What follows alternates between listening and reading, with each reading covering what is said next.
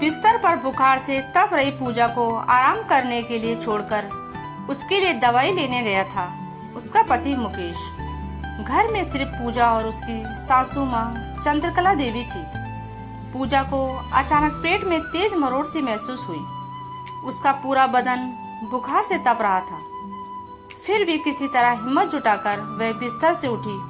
डगमगाते कदमों से वह जैसे तैसे वॉशरूम की ओर बढ़ने लगी। लेकिन अभी वे 2-4 कदम चली ही थी कि अचानक उसकी आंखों के आगे अंधेरा छा गया और वह लगभग गिरने ही वाली थी कि तभी पास में झाड़ू लगा रही उसकी सासू माँ चंद्रकला देवी ने फुर्ती से दौड़कर उसे संभाल लिया। अरे बिटिया, मुझे बता देती, मैं ले चलती तुझे। चल धीरे धीरे, मैं हूँ ना।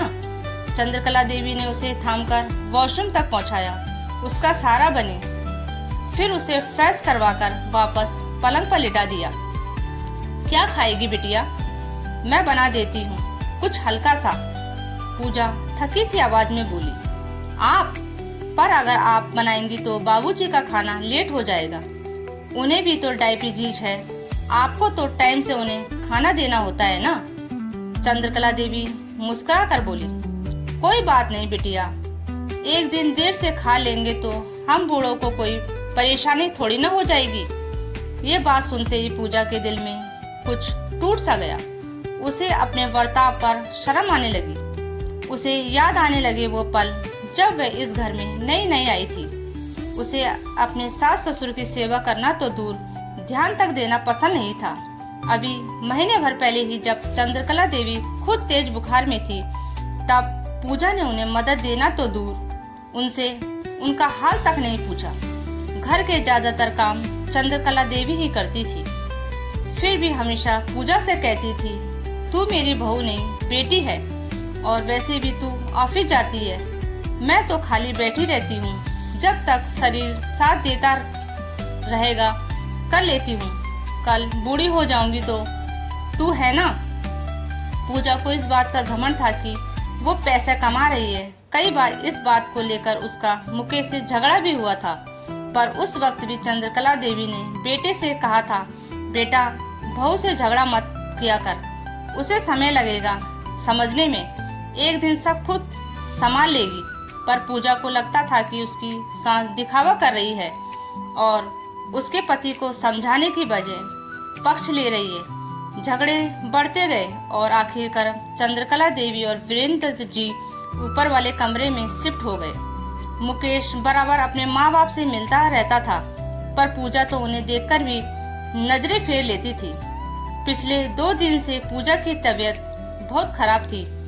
डॉक्टर ने तो यह तक कह दिया था कि उसे अस्पताल में भर्ती करवा देना चाहिए, लेकिन चंद्रकला देवी ने कहा, अस्पताल में नर्स भले हो, मगर यहाँ उसकी माँ है और एक माँ से बेहतर कोई सेवा नहीं कर सकता।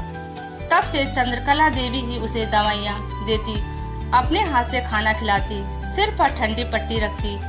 मुकेश भी रसोई का सारा काम संभाल रहा था, क्योंकि पूजा ने एक बार मुकेश से कह दिया था, मैं इन लोगों के हाथ का खाना नहीं खाऊंगी, चाय तो होटल से मंगा लीजिए।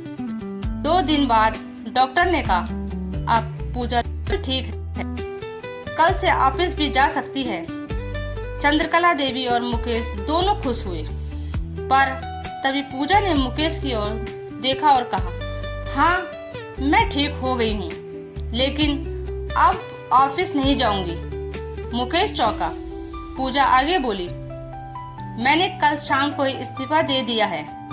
अब मुझे जो सबसे जरूरी काम करना है वो है इस घर को संभालना और अपने माँ बाबूजी की सेवा करना। फिर वह चंद्रकला देवी के पैरों में गिर गई। माँ जी, मुझे माफ कर दीजिए, मैंने आपका और बाबूजी का दिल दुखाया। अब आप फिर से हमारे साथ नीचे आकर रहिए। मैं बाबूजी से भी माफी मांग लूंगी, बस मुझे एक मौका दीजिए।